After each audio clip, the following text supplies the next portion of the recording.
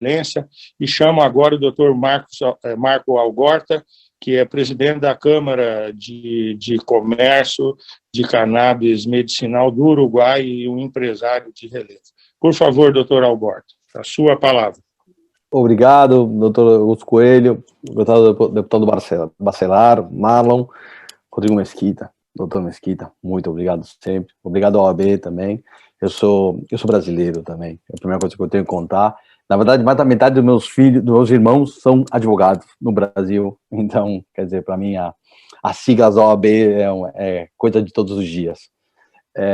Cânhamo, né? O que é isso? Essa palavra, né? Cânhamo, na verdade, é a forma vulgar de dizer cannabis, etimologicamente é isso.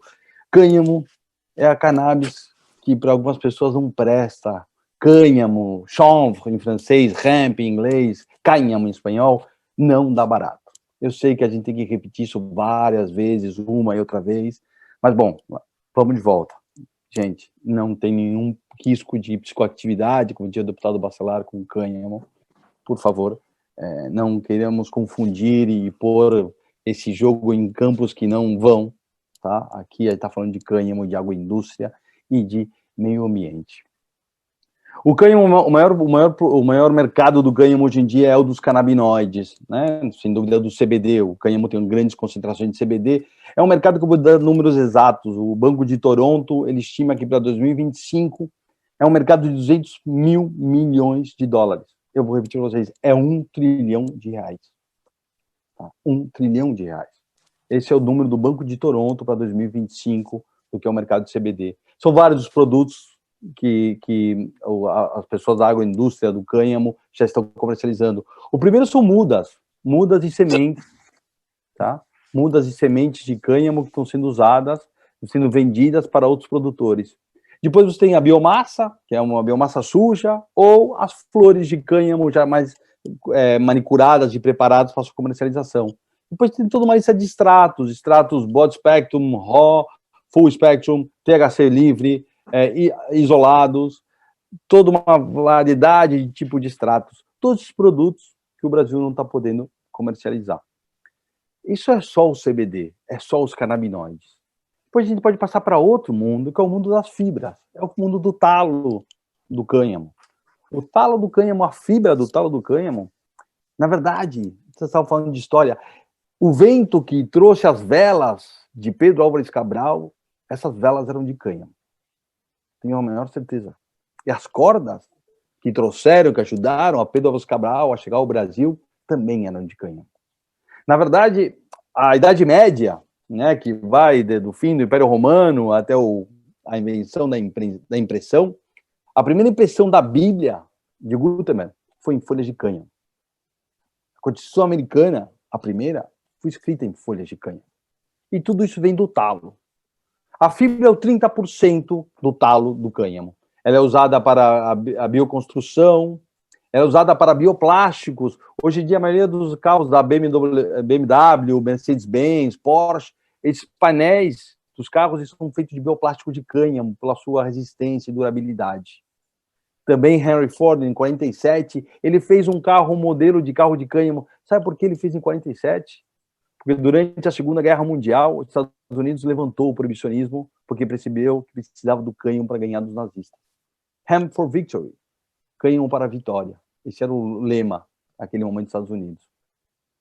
Depois de ser 30% de fibra, né? Depois você passa pelo que é a celulose. Os processos de celulose ocorrem com cânhamo, sobretudo que é papéis especiais. A França tem uma larga tradição nisso. E não houve um maior desenvolvimento da indústria da celulose por todas as restrições e acabamos optando pelo eucalipto, como já foi dito aqui, que rende menos, muito mais anos e consome muito mais água. Essa é a fibra. Depois você vai para a semente do cânhamo. O grão do cânhamo tem tem os 9 aminoácidos essenciais, 15 mililitros de óleo feito a partir da semente de cânhamo te dão os aminoácidos essenciais necessários para um dia de uma pessoa. Eu poderia continuar aqui horas e horas e horas falando sobre os benefícios do cânhamo e da agroindústria do cânhamo. Mas agora eu vou entrar em outro ponto. é no ponto da sustentabilidade, do meio ambiente. O cânhamo, aí eu vou começar a contar histórias. O cânhamo como fitorremediador ou biorremediador, né, como dizia o deputado Malon. Na Ucrânia, depois de Chernobyl, do acidente de Chernobyl, toda uma área ficou contaminada. Uma empresa, Phytotech, usou o cânhamo como fitorremediador em 1990. De todos os tipos de cultivo que eles usaram, eles disseram que o cânhamo foi o melhor fitorremediador, o melhor recuperador dos solos depois do acidente de Chernobyl na Ucrânia. Na Austrália, por exemplo, na Austrália eles fizeram um cálculo sobre o que é o sequestro de carbono, coisa tão importante hoje em dia. O cânhamo sequestra 1,6 vezes o que ele produz. Quer dizer, uma tonelada de produção de cânhamo sequestra 1,6 toneladas de carbono. Na verdade, isso aí você pensa que numa hectare você pode colher 1 tonelada. E aí está falando da Austrália. E ele tinha resultados muito diferentes na Austrália. Os terrenos do norte, perto da linha do Equador, conseguiam até 3 colheitas por ano de cânhamo.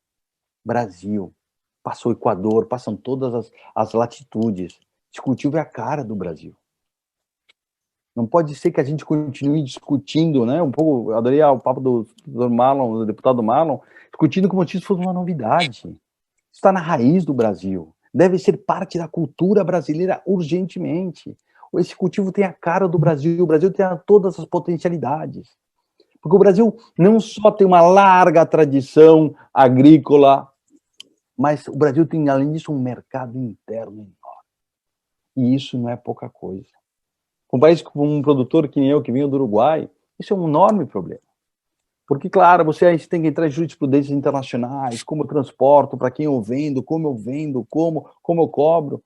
O Brasil não vai ter problema no começo. O Brasil vai poder gerar essa cadeia de valor com o seu mercado interno. O Brasil tem um potencial enorme nisso daqui. O Brasil não só pode, deve ser, como dizia a Alexandra Bastos, o maior player do cânhamo e do cannabis do mundo. O Brasil deve ser de qualquer jeito. Não pode ser que continuamos também aqui nesses papos, esses idas de volta. A PL 399, ela pensou em tudo isso. Poderia ser melhorada? Sempre. Perfectível? Tudo é. Mas a perfeição é um caminho, não é uma meta.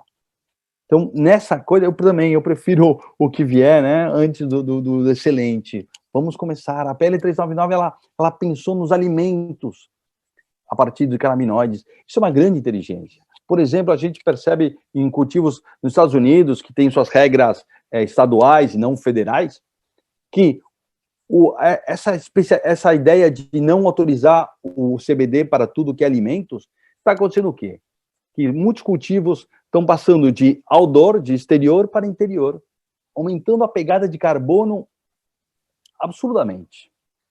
Quer dizer, às vezes regulações posteriores à própria lei acabam gerando que não seja amigável com o meio ambiente os processos de cânhamo. Tá? Então, habilitar o uso do CBD para alimentos no Brasil é uma grande pegada, é uma grande inteligência da PL 399. Também o uso veterinário é um mercado que mais cresce exponencialmente.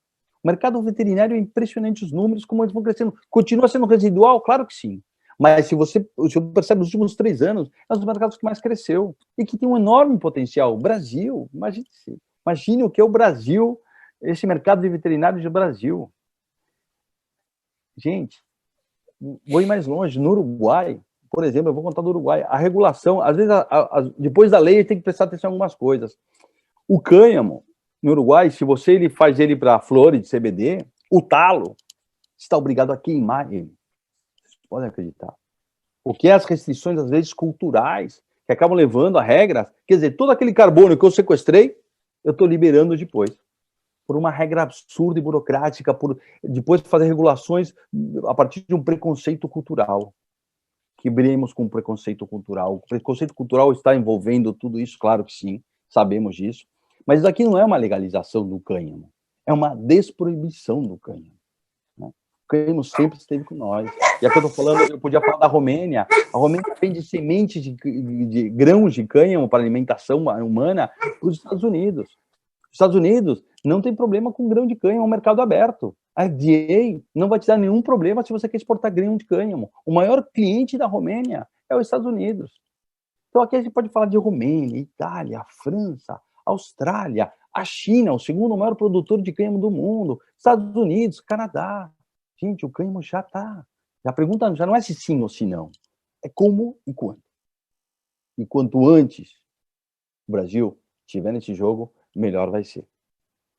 Tá? Esse cultivo é a cara do Brasil. Eu queria realmente repetir isso, e eu, como brasileiro também, torço muito para que tudo isso dê certo.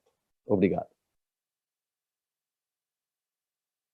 Agradeço a palestra, muito interessante e bastante informativa. Então, com isso, nós encerramos aí o nosso painel. Muito obrigado a todos. Agradecemos as ilustres participações